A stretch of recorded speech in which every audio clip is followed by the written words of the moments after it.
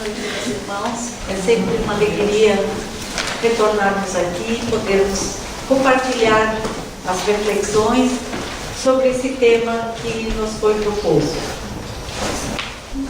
A frase, sem Jesus uma flor tem 1000 espinhos, e com Jesus um espinho tem 1000 flores, foi atribuída a Bezerra de Menezes, mas nós vamos encontrá-la num poema de Carmen Semira, no livro Parnaso de Além-Túmulo.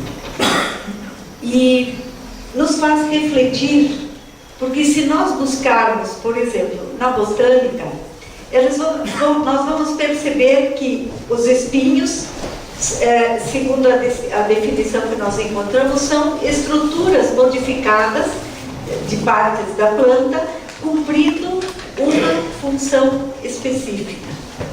Mas se nós buscarmos as flores, elas também são formações, modificações que ocorrem das folhas e dos ramos, que também vão cumprir uma função específica.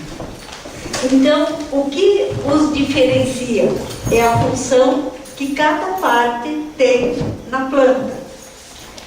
E se nós, então, buscarmos isso na definição da espiritualidade, nós vamos encontrar no livro Dias Venturosos, da nossa querida Amélia Rodrigues, que fala muito sobre Jesus, e ela vai dizer, então, nos convidando a observar a delicada flor do espinheiro, que oscila ao vento, e constatarás que é elaborada com a mesma substância dos acúlios, dos espinhos, né, que a rosa são chamados acúlios, e que existem nas hastes. Então, o que acontece? Nós vamos perceber que a estrutura, ela interage, ela se modifica para que cada parte possa realizar a sua função. Então, quando nós associamos essas duas palavras, as flores, os espinhos, com a nossa vida, que associação nós fazemos? Quando a gente diz, são os espinhos. O que espinho significa? O sofrimento, a dificuldade. Então, é uma associação que nós fazemos com aquilo que não é tão fácil, que parece não ser tão agradável, mas que tem a sua função. E se quando nós pensamos nas flores, são as alegrias, são as vitórias, são as realizações, são os momentos prazerosos. Mas o mais importante é, nós já conseguimos perceber a função de cada um deles, dos momentos de dificuldade, dos momentos de alegria. Quem vive só nas dificuldades é difícil, a caminhada é mais lenta. Mas também nós conversávamos agora, né, com o Carlos, que a nossa vida, o nosso dia a dia, se a gente analisar um dia da nossa existência, e todos eles nós teremos momentos mais agradáveis, temporadas mais suaves, mais agradáveis, de algumas alegrias, de realizações, mas que também, dali adiante, nós vamos ter momentos de mais dificuldade, de trabalho mais acirrado, de dedicação, de um esforço, de poucas horas de sono, e assim nós vamos nos fortalecendo, porque cada um tem a sua função na nossa existência.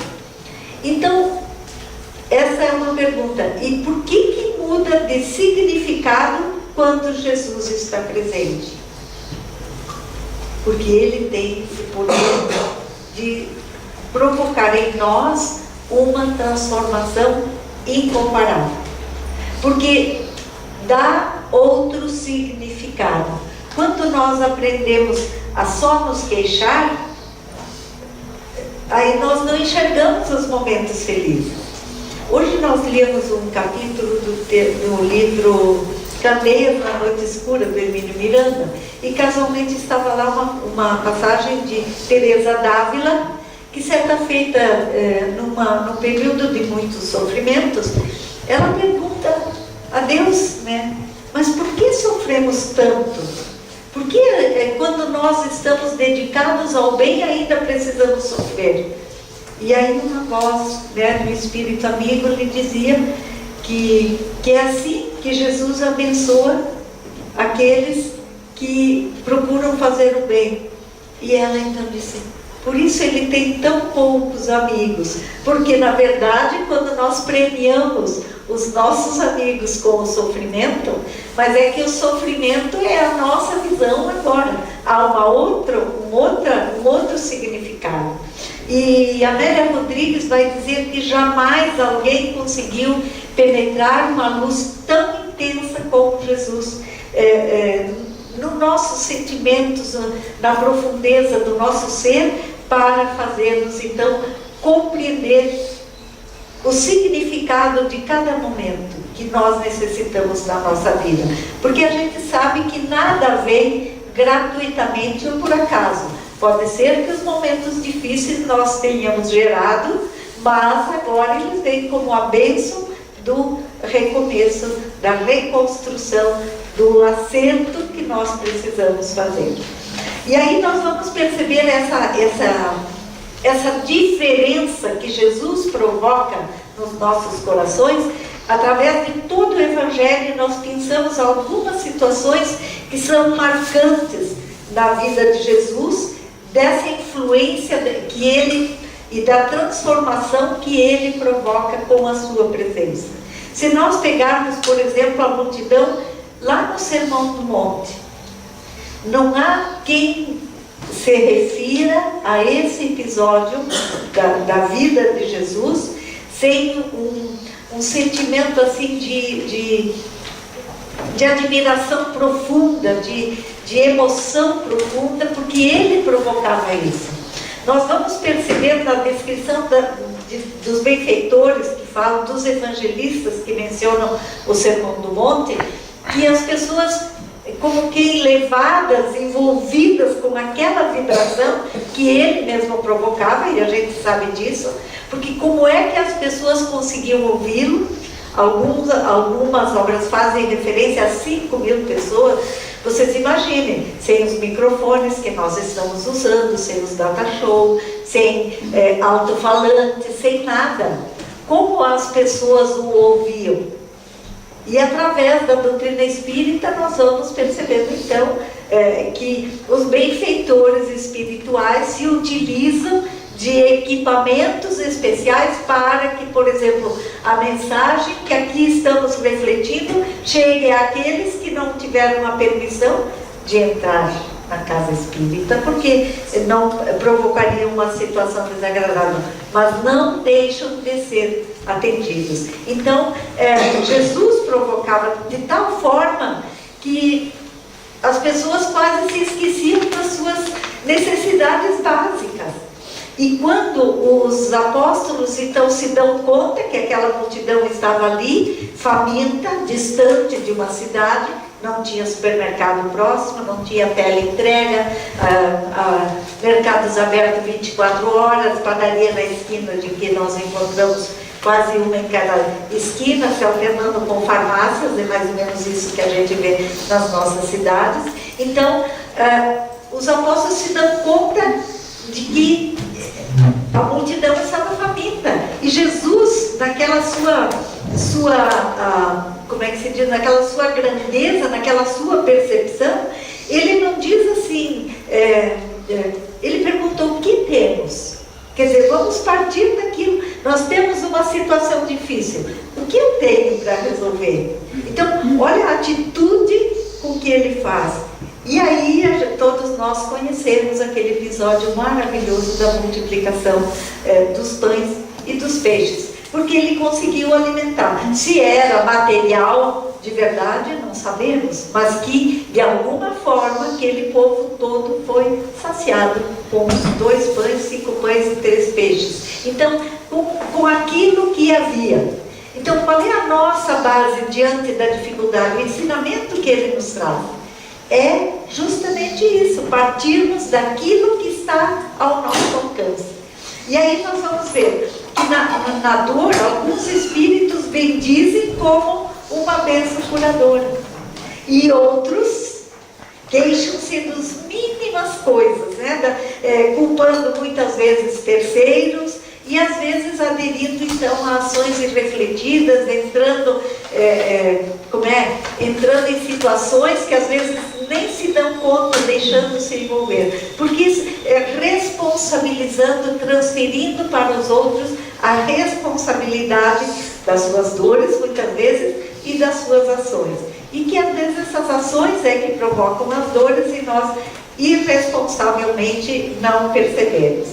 Então, quando Jesus, por exemplo, no episódio, eu disse, nós vamos pensar no Evangelho, salva, entre aspas, a mulher adulta, atende-a, envolve-a, oferecendo ali o seu auxílio, ele não está salvando apenas a mulher adúltera, ele está salvando toda aquela multidão. Quanto será daqueles que ali estavam, queriam mesmo apedrejar? E quantos simplesmente entraram na onda, como a gente diz.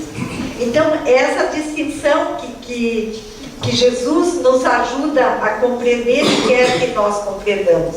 Então, quando ele salva a mulher adúltera, é a todos que ele dá. Porque ele diz, atire a primeira pedra quem não tiver pecado. Todos que lá estavam queriam mesmo, ou só seguiram o grupo?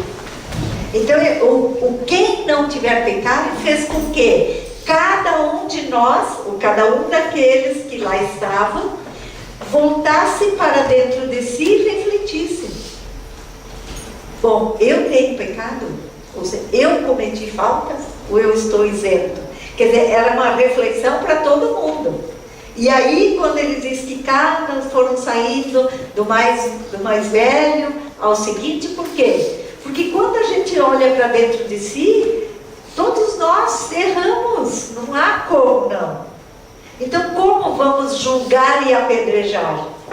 E será que nós não fazemos isso criando espinhos para os outros? Ou oferecendo flores? Como é que é a nossa vida? Essa é a reflexão que Jesus nos convida a fazer. Então, quem eu escolho seguir? Quem representa espinhos e quem vai representar na minha vida as flores? Essa é a reflexão que Jesus nos traz. E aí, falando na dor, nós vamos perceber, nós já conseguimos, quando nós sofremos, compreender a razão do sofrimento, ou pelo menos refletir o que eu estou precisando aprender. O que Deus está querendo me mostrar com isso? O que Ele está me oferecendo? Porque Deus é amor. E como Ele me faz sofrer? Como diz Teresa d'Ávila, puxa, se Ele é amor e eu enfrento sofrimentos, mas qual é a função do sofrimento? Eu não aprendi, como diz o Décio Iandoli, se eu não dei o espaço para a ação do amor, eu vou ficar na dor. Porque se entre o fato e o meu resgate eu realizei ações do amor, eu me isento da dor. Mas se eu não conseguir aprender espontaneamente a agir no amor, eu vou necessitar da dor para despertar a minha consciência. Então essa é a grande função dos espinhos ou da dor. Porque Jesus diz, bem-aventurados os aflitos, porque serão consolados. Aqueles que souberem sofrer. Porque às vezes, diante da dor eu me revolto, então eu não estou recebendo o consolo. Mas se eu consigo refletir no objetivo, na função da dor, eu já consigo sentir o consolo. Porque as lições do Evangelho, elas são o sol da nossa vida. Jesus fala que veio para iluminar. Então, como é que nós absorvemos essa luz? E ali a Amélia Rodrigues faz eu vou passar rapidamente, mas ela vai fazendo uma analogia da luz solar com a luz, por exemplo, a luz solar incidindo diretamente sobre o gelo, ela vai derretendo suavemente. Então, quando as lições do Evangelho vão chegando no nosso coração, nós vamos nos transformando suavemente. O fogo derreteria o gelo, mas aí não há tempo de assimilar. Nós vivemos num clima frio. Vocês já tiveram oportunidade? Você tem algumas pessoas como eu, gostamos de parar às vezes, quando há uma geada, os campos brancos de geada, os canteiros cobertos de geada, aquele tapete branco, e a gente percebe os raios do sol e vê aquela luz, aquele brilho, e aos pouquinhos vão derretendo aquela geada, então aquelas gotas de orvalho descendo, de água descendo, porque o sol vai incidindo suavemente, e é assim que a luz do Evangelho vai agindo nos nossos corações, porque aí nós temos condições de assimilar. Não há como violentar a nossa capacidade de transformação. Então nós não podemos mudar uma pessoa que está ao nosso lado, um familiar, uma pessoa querida, porque não há como. Ela precisa mudar no seu próprio ritmo, como a luz do sol. E aí nós colocamos ali, porque há uma transformação dessa luz divina no nosso coração, porque a brasa, ela derreteria imediatamente e não surtiria o efeito. Então a gente vai ver que o sol, a brasa é produção dos homens, e o sol é criação divina. Então é essa sabedoria da harmonia do universo agindo sobre nós e nos propiciando essa transformação de forma suave. Então a nossa identificação com Jesus é a que vai se expressar daí na nossa transformação, nas nossas atitudes, como os exemplos do Evangelho. E daí nos exemplos do Evangelho nós podemos pegar, por exemplo, o óbolo da viúva, que é uma das passagens lindíssimas. Como alguém é capaz de dar tudo o que tem? Como alguém é capaz de fazer isso? Olha a dificuldade que nós temos para dar alguma coisa.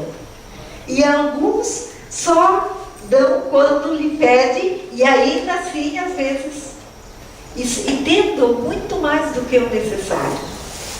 E alguém dá tudo o que tem. Há uma obra psicografada por Ivone do Amaral Pereira, ditada pelo espírito Leon Tolstói, que diz que na saída do templo, naquele episódio do óbolo da viúva, quando ela deixava o templo, na entrada do templo, ela teve um infarto e desencarnou naquele momento. Então vocês imaginam o que seria para nós, espíritos imortais, termos a condição espiritual de dar tudo o que nós temos, pela intuição que vem de dentro, porque nós estamos recebendo a intuição, porque é quase uma consciência de que não precisamos aqui. Ou seja, ela deu só a última moeda, porque ela não necessitava mais realmente. Então há consciência de que nada levamos daqui. Há um outro episódio que nos chama a atenção nos evangelhos, quando fala do cego Bartimeu. O cego Bartimeu é aquele que ficava na porta da cidade pedindo esmolas, e quando sente, ele era cego, ele sente a presença, na vibração do Cristo, porque as pessoas falavam, ele era cego, mas ouvia. E ele começa a gritar: Jesus, filho de Davi, e os apóstolos querendo mandar ele calar a boca. E Jesus pede que o tragam até ele. E o cego larga a sua capa e vai ao encontro de Jesus, e depois o segue. O que significa o largar a capa que o Evangelho descreve? Porque a capa era a indumentária, o uniforme que era dado àqueles que tinham o direito de ficar pedindo esmola. Porque eles eram credenciados, era o credenciamento daquele que podia ficar pedindo esmola. Então, quando Jesus diz que eu trago até ele, ele simplesmente larga a capa. Ou seja, ele largou tudo aquilo, que lhe possibilitava conseguir alguma coisa para a sua vida, de material. Ou seja, é o momento em que nós adquirimos a consciência daquilo que é melhor para nós. E assim ele o seguiu. Então, temos lá da mulher samaritana, o episódio da mulher samaritana. Jesus está à beira do poço e ela chega e Jesus lhe pede água. E ela diz, mas como? Sendo tu judeu e homem, ela estava só, pedes de beber a mim, que sou samaritana. Por quê? Porque os samaritanos eram considerados a ralé, ou seja, os rudes, aquele povo mais atrasado, mais pecador. Então, os samaritanos eram, e Jesus escolhe justamente porque era o caminho. E aí ela se admira e ele diz, se eu te der, o quem beber da água que eu lhe der, jamais terá sede. E ela diz, dá-me então para que eu nunca mais tenha que voltar ao poço. Ela compreendeu que era a água, o líquido, mas a água que Jesus estava oferecendo era a água da vida, ou seja, era a outra face, eram as flores. Porque quando nós temos um trabalho a cumprir, temos uma tarefa, e cumprimos aquilo, aproveitando a oportunidade de caminhar, o peso. Agora mesmo nós entrávamos na cidade, né, e passamos por um casal lá em cima, já depois da entradinha para Garibaldi, subindo o casal, os dois, um com 2 sacolas assim de cada lado. Eu disse, nossa, eles estão vindo lá do supermercado, subindo toda aquela loma, bem faceiros, né? Um semblante alegre, tudo a gente via. Então, mas eles tinham de comer, eles puderam comprar. Então, olhando o outro lado da vida, porque eu poderia não ter condições de comprar nada. Então, todas as grandes lições do Evangelho nos trazem o que eu considero espinho, o que eu considero flores. E nós vamos encontrar também na nossa vida, como Pedro, quando nega Jesus. Lá está o galo, que cantou. E aí, quando o galo canta, Pedro se dá conta do seu equívoco. E aí, ele se arrepende. Então, ele se arrepende, ele entrou nos espinhos. Mas quando ele se arrepende, ele se ergue e depois nós sabemos o que foi a trajetória dele, a vida. Então, nós mesmos criamos as situações espinhosas, difíceis, de sofrimento para nós, mas nós sabemos que Deus nos dá a oportunidade de resgate, de levantarmos. Os equívocos são parte do nosso processo de crescimento. Mas aí nós vamos encontrar Judas, que também se equivoca. E quando se dá conta, na verdade, o equívoco, ele esperava que Jesus, com o seu poder, enfrentasse os soldados. Mas quando ele percebe que Jesus se deixa prender passivamente, ele se dá conta. E aí tenta desfazer, mas não era essa a intenção. Ele não consegue desfazer o seu equívoco. O pessoal que ele já tinha recebido, ele quis devolver o pagamento, mas não foi assim. E aí ele se desespera. Ele se desespera e foge da vida pelo suicídio. Mas nem assim a luz do Cristo deixa de visitar, porque está exarado. Humberto de Campos fala também, quando Jesus encontra lá Bartolomeu e o seu colega iam, Matias, né, e Bartolomeu, que iam pela estrada, encontram Jesus e falavam de Judas, né, dizendo que ele é infeliz, que tudo que ele havia feito de ruim. E o mestre se aproxima, quando eles reconhecem, eles se ajoelham e pedem a bênção. E aí eles dizem, mestre, podemos voltar contigo a Jerusalém? E ele disse, não, siga um caminho, eu irei ter com Judas. E ele vai, convidando Judas a perdoar Sei. Porque quem Judas havia magoado? A si mesmo. Então, são as formas de nós percebermos que errar, nós erraremos. Erramos, ainda estamos errando e erraremos no futuro. Mas o que é importante é a nossa possibilidade de refazer o nosso caminho. Então, nesses momentos de tanta dificuldade, a presença grandiosa e sublime de Jesus, da sua luz, nos permite olhar para o futuro que vai compensar qualquer esforço nosso. Então, a possibilidade que cada um de nós temos de nos manter em equilíbrio interior para enfrentar essas agruras, para limitar o nosso vocabulário, sem sentimentos de ódio, pendendo mais para a compaixão, porque nós sabemos que todos que estamos errando hoje, teremos que ressarcir, teremos que resgatar. E aqueles que estão errando muito mais, terão muito mais necessidade das nossas preces e dos nossos resgates. Porque Jesus nos disse: por que temeis? Eu estou aqui convosco. Ele disse aos apóstolos naquele episódio do barco, do tempestade no mar, mas ele diz a cada um de nós todos os dias: por que temeis? Eu estou aqui convosco. Será que a gente tem essa certeza em todos os momentos? A Sandra Della Polo uma vez falava, no Paulo de Tarso, que dizia: por tudo dai graças. Então, às vezes, a gente está num momento, por tudo dai graças. Que momento é esse?